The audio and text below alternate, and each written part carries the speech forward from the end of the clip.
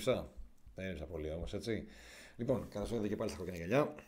Στο liverpool.gr Παύλα TV στο YouTube. Σαφώς και είναι στο YouTube, αφού εδώ είστε.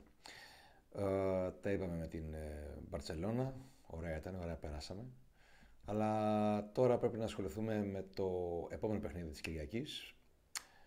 Αυτής της Κυριακής, μάλλον το επόμενο παιχνίδι, που είναι και το τελευταίο της σεζόν. Και δεν κρύβω ότι μου κακοφαίνεται. Μου κακοφαίνεται διότι δεν κατάλαβα πώς περάσανε οι 37 αγωνιστικές και δεν κρύβω ότι θα ήθελα λίγο παραπάνω. Δηλαδή έχω μείνει αυτό που λέμε με την μπουκιά στο στόμα. Και νομίζω ότι ήταν τόσο ωραίο ταξίδι το φετινό που πραγματικά θα ήθελα να κρατήσει ακόμα ένα μήνα. Θα μου πείτε, θα κάνω διακοπές ή τι θα γίνει, παίζουν όλο το καλοκαίρι συνέχεια. Να σας πω ότι δεν θα ήθελα να σταματήσει καθόλου. Θα με περάσετε για τρελό, Αυτό το φετινό πρωτάθλημα είναι ένας λόγος παραπάνω που πραγματικά θα ήθελα να κρατήσει περισσότερο, αλλά δεν γίνεται. Έτσι λοιπόν φτάσαμε στην τελευταία αγωνιστική. Σε μια αγωνιστική όπου είμαστε ένα πόντο πίσω από τους ανταγωνιστές και που η προσωπική μου εκτίμηση είναι πως όλα θα κρυθούν στις καθυστερήσεις. Γιατί? Εντάξει, είναι μια διαίσθηση. Όχι ότι βλέπω ας πούμε κάτι, γιατί αν είχα μαγική γυάλα θα παίζα τζόκερ, παιδιά. Θα κέρδιζα κάθε εβδομάδα, ξέρω εγώ, αυτά τα προς το ζήν, κάποια εκατομμύρια και θα ήμουν μια χαρά. Δεν έχω. Απλά για κάποιο λόγο μου έχει σταματήσει το μυαλό σε σκέψεις ότι όπως το πήραν αυτό το 12 στις καθυστερήσεις με την QPR, το πάρουμε εμείς. Και επίσης μας χρωστάει κάτι η τύχη, η μοίρα, αυτό που μας στέρισε στις καθυστερήσεις το 1989. Για θυμηθείτε τι έγινε. Έτσι, να μην σας τα λέω όλα μας σημαίνει τροφή, μην τρελαθούμε. Θα αδικήσω αυτούς που ξέρουν. Αλλά και όσους μπορούν να βρουν κιόλας. 1989, Liverpool Arsenal, στις καθυστερήσεις του πρωταθλήματος. Ψάξτε και να το δείτε. Πάμε να δούμε τι έχουμε να κάνουμε την Κυριακή. Το ξέρετε, η Λίκη είναι μια ομάδα που είναι πάρα πολύ καλή. Έχουν κλειδώσει την 7η θέση, μια ομάδα που στο παρελθόν ήταν πρωταθλήτρια Αγγλίας και αυτό συνέβη στη δεκαετία του 50. Όπως και κύπελα που πήρανε, ήταν μέχρι του 50-60 δεκαετίες. Μετά συνέχισαν και στην επόμενη δεκαετία να είναι πολύ δυνατή ομάδα. Σταδιακά άρχισε η παρακμή και η πτώση στα αναβοκατεβάσματα στην Championship και το καθεξής. Νούνο Εσπιρίτο Σάντο, ο προπονητής, ο οποίος δεν έχει τρόπαια στο βιογραφικό του, είναι ένας πάρα πολύ καλός προπονητής, δουλευταράς, με καλό σκεπτικό σαν προπονητής και φυσικά αυτό φαίνεται με την ομάδα των Λύκων και την πορεία στην Premier League φέτος. Κλειδωμένη, επαναλαμβάνω, η 7η θέση. Okay. Το βλέπετε εδώ, τελευταίες αναμετρήσεις και ιστορικά έχουμε παίξει 103 παιχνίδια μεταξύ μας σε όλες τις οργανώσεις, 50 νίκες για τους Reds, 36 για τους Λύκους, 17 ισοπαλίες. Αυτά είναι τα τελευταία μεταξύ μας 6 παιχνίδια που συμπεριλαμβάνεται και ένα φιλικό. 4 νίκες για τους Reds, 2 για τους φιλοξενούμενους Wolverhampton Wanderers. Πάμε να δούμε την φόρμα της ομάδας που θα φιλοξενήσουμε την Κυριακή. 6 παιχνίδια, τελευταία 3 νίκες, 1 ισοπαλία, 2 ήττες. Με τη μία νίκη να σημειώνεται επί της Arsenal. Και μάλιστα ήταν 3-0 στο ημίχρονο. 37 παιχνίδια, 47 γκολ με 13 περίπου σουτ ανά παιχνίδι. Καθόλου κακός μέσος όρος θα έλεγα εγώ. Λοιπόν, η Λίκη. Η Λίκη είσαι εδώ, Αυτά είναι τα δύο χτυπητά του σημεία. Δεν αμήνονται καλά συστημένα και επίσης κάνουν εύκολα το φάουλ έξω από την περιοχή τους. Όταν λέει dangerous areas είναι επικίνδυνες περιοχές, τι άλλο είναι. Είναι καλοί στις αντιπιθέσεις, κάνουν ευκαιρίες για γκολ, είναι καλοί στο αέριο παιχνίδι και αυτό αποδεικνύεται και από κάρτα άλλη. Ασχέτως αν στα στημένα είναι ελαττωματική, δεν απαραίτητο ότι έχουν ελάττωμα στα στημένα εναερίως, έτσι. Και επίσης κλέβουν εύκολα την μπάλα από τους αντίπαλους. Πάμε να δούμε λοιπόν τώρα την κάρτα σχετική με τους παίκτες και τις ανάλογες κατηγορίες scorers, assist, εναέρειες μονομαχίες, συμμετοχές και μέσο όρο βαθμολογίας. Με τη μία κατηγορία ένα πρώην δικό μας παιδί να προηγείται, να έχει παίξει σε όλα τα παιδιά τον Κόνορ Κόαντι, ο οποίος ήταν παιδί των ακαδημιών της ομάδας μας και παιδί της πόλης. Εδώ είναι το σύστημα που έχει χρησιμοποιήσει τις πιο πολλές φορές ο Νούνο. 3-5-2 το έχει χρησιμοποιήσει 16 φορές και άλλες 10 έχει χρησιμοποιήσει το 3-4-2-1. Είναι ένας προπονητής ο οποίος δεν είναι κολλημένος σε ένα-δύο στήματα και τέλος. Έχει πληθώρα επιλογών, το μυαλό δουλεύει και είναι καλός, είναι δουλευθεράς. Οπότε ένας λόγος παραπάνω να προσέχουμε, εντάξει, απλά να προσέχουμε, να αποφύγουμε τυχόν τρεχάματα. Να δούμε λοιπόν οι δύο ομάδες τι κάνουν στα αυτά τα 18 παιχνίδια που έχουν δώσει μέχρι στιγμής τόσο οι Reds εντός όσο και οι Wolves εκτός έδρας. 3-1 ο μέσος όρος στον γκολ με 18-11 τα shoot ανά παιχνίδι. Πάντα συζητάμε, έχουμε απομονώσει για τις δύο ομάδες τη συμπεριφορά τους εντός και εκτός. Με κριτήριο λέει το παιχνίδι της Κυριακής. Εδώ φαίνεται πιο πολύ τι έχουν κάνει αμυντικά και επιθετικά. Επιθετικά είναι 53-28 εντός οι Reds, εκτός οι Wolves, και το ίδιο πράγμα ακριβώς είναι αμυντικά 10-21. 10 για τους Reds, 21 για τους Wolves. Θεωρώ ότι αμυντικά εμείς δεν θα έχουμε πρόβλημα την Κυριακή, απλά θα πρέπει να τους ξεκλειδώσουμε σχετικά νωρίς στην άμυνα τους για να τελειώνει το πανηγύρι και να περιμένουμε τι θα γίνει στο όμορφο Brighton. Για την Κυριακή το δελτίο απόντων είναι εξής: Λαλάνα και Ιτά σίγουρα εκτός. Για τον Ρόμπερτσον παίζεται πάρα πολύ, όπως για τον Φιρμίνο. Θεωρώ ότι το πιο πιθανό είναι να μην παίξουν και οι δύο και να είναι εκτός αποστολής. Σαλάχ, Χέντερσον και Τσάμπερλιν κατά μεγάλο ποσοστό θα είναι οι δύο πρώτοι και στην αρχική δεκάδα. Ο Χέντο και ο Σαλάχ. Έτσι λοιπόν πάμε στην πιθανή δεκάδα που βλέπει το Who Scored και βλέπει τη θέση του Φιρμίνο τον οδηγεί και από εκεί και πέρα το κέντρο με Βαϊνάλντουμ, Φαμπίνιο, Χέντερσον, με τον Μίλλερ να παίρνει τη θέση του Ρόμπερτσον.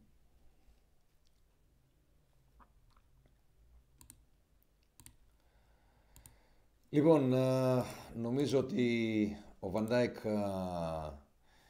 είναι στο πνεύμα όλων μας, ανεξαιρέτως. Την νίκη φυσικά με Wolves και όλα γίνονται.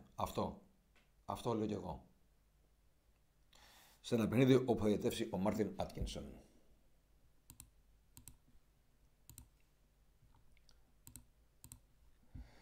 Τώρα θα ταξιδέψουν στο Λίβερπουλ περί τα 25 άτομα από την Ελλάδα. Οι περισσότεροι είναι χωρίς εισιτήριο και όσοι βρήκαμε εισιτήριο είναι από ατζέντη. Είναι μια κατάσταση βέβαια από ατζέντη προβληματική. Είτε είναι official είτε είναι unofficial. Θα σας δώσω μια εικόνα όμως το πόσο κινούνται τα εισιτήρια στην Αγγλία, το οποίο είναι απίστευτο, η μεταπώληση και η εκμετάλλευση αν θέλετε. Αυτό οι ομάδες δεν το δέχονται, δεν το υποστηρίζουν, όμως συμβαίνει και εφόσον δεν το υποστηρίζουν, εγώ θα τις προέτρεπα να ασχοληθούν σοβαρά και να σταματήσει αυτό το πράγμα που, όπως βλέπετε, μόνο κακό κάνει και στην εικόνα του στη στιγμή που δεν το σταματάνε. Εδώ είδα, τελευταία κάρτα είναι με το ξενοδοχείο, 5.900 κάτι, το εισιτήριο με τη Wolves παρακαλώ, της Μαδρίτης, έχει πάει μέσα σε μια μισή ώρα στα 6.000. Βλέπετε εδώ πέρα ότι έχουν site. Το συγκεκριμένο site δεν έχω κάτι μαζί τους, δεν τους προμοτάρω, απλά το παίρνω με αφορμή για να σας δείξω μια εικόνα το πόσο οργανωμένοι είναι. Δεν έχουν κανένα πρόβλημα, έχουν 600 λέει εισιτήρια διαθέσιμα. Θα τρελαθούμε. Το Arsenal έχει 55.000 θέσεις. Αρνούνται στα κλαμπ να πάρουν εισιτήρια σε όλα τα παιχνίδια, σε όλη τη σεζόν, και αυτή τη στιγμή ο ατζέντης αυτός έχει 626 εισιτήρια. Θα τρελαθούμε. Μήπως πρέπει κάτι να γίνει για να μαζευτεί αυτό το πράγμα? Και σου δίνει και επιλογή θέσεις, παρακαλώ πολύ. Το δέξιο ξενοδοχείο για 2 βράδια, είδατε εδώ πέρα, Deluxe δίκλινο, 3.500. Και το βάζεις Deluxe γιατί δεν υπήρχε διαθεσιμότητα στα φθηνά. 3.500 για 2 βράδια το δίκλινο, δηλαδή 900 ευρώ η βραδιά το άτομο. Για το όνομα του Θεού. Νομίζω ότι κάτι πρέπει να γίνει και είπαμε, δεν είμαι καθόλου αρνητικός στο να υπάρχει ας πούμε κέρδος σε μια πόλη και σε μια χώρα που έχει έχει τουρισμό μέσα από την ποδοσφαιρική βιομηχανία, έχει τουριστική βιομηχανία μέσω της ποδοσφαιρικής, αλλά θα πρέπει να μπει και ένα όριο, δηλαδή αν συνεχιστεί αυτό το βιολί, πόσο πιο νωρίς να κλείσεις πια, 1, και 2, πρέπει να το κάνουμε δηλαδή και καλά θέαμα μόνο για αυτούς που έχουν πολύ σκληρό, πολύ δυνατό, πολύ φουσκωμένο πορτοφολί. Οι υπόλοιποι δηλαδή τι είναι, δεν έχουν τέτοια δικαιώματα? Πρέπει δηλαδή με βάση τη φορολογική μου δήλωση να παίρνω εισιτήριο του αγώνα. Κάπου αυτό θα πρέπει να μαζευτεί. Εν τη περιπτώσει, εμείς πάμε πάνω, οι περισσότεροι χωρίς εισιτήριο, και αυτό είναι και το σχετικό του ξεκίνημα, επειδή από την ομάδα φέτος δεν θα παίρναμε εισιτήρια, παίρνουμε στα ζυγά έτη. Και πηγαίναμε πάνω, έτσι κι αλλιώς δεν είχαμε εισιτήριο. Σε κάποιους προέκυψε να βρούμε από ατζέντη, ο οποίος μας έχει βγάλει την ψυχή ανάποδα, βέβαια είναι η αλήθεια. Γενικά δεν ήταν ικανοποιητική η συνεργασία και ήταν και με τεράστια χρονικά διαστήματα που μας μας μετέφερε ανασφάλεια με το τι θα γίνει. Και οι υπόλοιποι δεν πρόλαβαν να πάρουν από αυτόν, καθότι τα υπόλοιπα στήρια που αντιλήφθηκαμε ότι είχε, προτίμησε να τα πουλήσει αλλού στα πενταπλάσια και νούμερα από ό,τι μας τα έδωσε εμάς. Εγώ τα πλήρωσα κάπου, μα αφήστε το ξέρετε το ποσό έτσι κι αλλιώς, δεν έχει νόημα. Αλλά από το δικό μου ποσό μέχρι το πενταπλάσιο είναι πιο πολύ εκμετάλλευση. Αν σκεφτεί κανείς ότι το maximum των εισιτηρίων στο Anfield είναι 59 λίρες. Όταν λοιπόν ο άλλος δίνει στην καλύτερη περίπτωση περίπου 250 λίρες το εισιτήριο και δεν θέλει να το δώσει σε μένα μετά, γιατί σε μένα, στους υπόλοιπους, γιατί προτιμάει να το δώσει κάπου στα 1,5 χιλιάρικο, κάπου αυτό πρέπει να σταματήσει. Και δεν γίνεται να το αφορίζουν οι ομάδες και να πουλάνε στη μαύρη αγορά τα εισιτήρια πολύ έξω από το γήπεδο. Δεν υπερβάλλω. Υπάρχουν παιδιά δικά μας τα οποία πηγαίνουν στα παιχνίδια και σας πληροφορώ ότι τους έβρισαν άνθρωποι εμψυχρό στον χώρο του γηπέδου, σε ακτίνα 15-20 μέτρων. Κάτι υπάρχει ένα κενό. Αυτό ελπίζω να ασχοληθεί περισσότερο ο σύλλογος, όχι μόνο ο δικός μας, όλοι οι σύλλογοι, και να σταματήσει. Ο δικός μας βέβαια ήδη ασχολείται και προσπαθεί, αλλά πρέπει να πάει και στη σωστή κατεύθυνση, γιατί νομίζω ότι κάτι του ξεφεύγει. Και το αποτέλεσμα θα αργήσει να φανεί. Προσωπικά έχω προτάσεις, τις οποίες θα καταθέσω στο σύλλογο για να τελειώνει αυτό το πανηγύρι και να σταματήσει γενικότερα αυτή η ροή στην αγορά, να σταματήσει. Να μειωθεί, γιατί δεν νομίζω να σταματήσει, ρεαλιστικά. Εν περιπτώσει, εμείς θα είμαστε πάνω, τα παιδιά θα είναι στο Windram, το ξέρετε. Μαζευτείτε, είναι 5 ώρες την Κυριακή. Καλό είναι να πάτε καμιά ώρα νωρίτερα, να βρείτε θέση να κάτσετε άνετα. Υπάρχουν συγκεκριμένα τραπέζια που είναι για τα μέλη της λέσχης και το υπόλοιπο μαγαζί στη διάθεση όλου του κόσμου, είναι ελεύθερο και μπορείτε να κάτσετε όπου θέλετε. Για να ζήσετε παρέα με τους υπόλοιπους Reds τέτοιες στιγμές, όπως είναι αυτή που βλέπετε στην οθόνη σας και όπως είναι και οι άλλοι. Προηγούμενη ήταν με τη Real στην ισοφάριση του Μανέ και εδώ είναι το 4-3 με την Dortmund. Κάτι άλλο έγινε και με την Μπαρτσελόνα, τα είδατε και όλα στα βιντεάκια, να μην σας κουράζω, έτσι. Αυτά εν ολίγης. Θα μας βρείτε telesport.tv, το ξέρετε, κάθε 5η 9 το βράδυ. Οι εκπομπές θα πάνε μέχρι όλο το Μάιο, μιας και θα κάνουμε και εκεί αφιερώματα σε τελικούς Champions League. Θα συνεχίσουμε να κληρώνουμε τις μπάλες. Κάθε εβδομάδα θα είναι 2 τυχεροί. Προσφορά των Mad Max Whitland Stores. Και φυσικά μία φανέλα της αγαπημένης μας ομάδας θα συνεχίσει να προσφέρεται την Πανελλήνια Λέσχη φίλων Liverpool.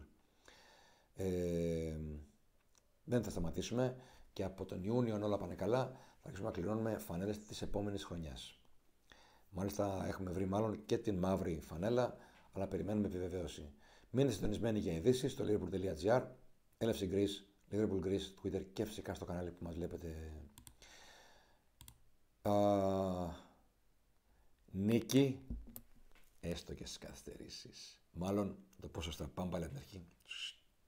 Το σβήνουμε και λέμε. Πρωταθλητές, έστω και στις καθυστερήσεις. Καλή συνέχεια σε ό,τι κάνατε. Καλό Σαββατοκύριακο. Τα λέμε σε Red Glasses λίγο πιο πρόχειρο από πάνω. Θα έχω μαζί μου τον εξοπλισμό, όχι όμως για αυτό που βλέπετε στο στούντιο. Το βίντεο θα είναι λίγο διαφορετικό. Και φυσικά ρεπορτάζ και πολλά άλλα θα είμαστε συνέχεια σε επικοινωνία, μην χάνεστε. Και άμα παρακολουθείτε το Facebook και τις σελίδες μας, θα έχουμε και live πολλές φορές, θα κάνουμε διάφορα. Έχουμε όρεξη. Τρελοί είμαστε, γιατί να μην έχουμε όρεξη. Λοιπόν, καλή συνέχεια σε ό,τι κάνατε.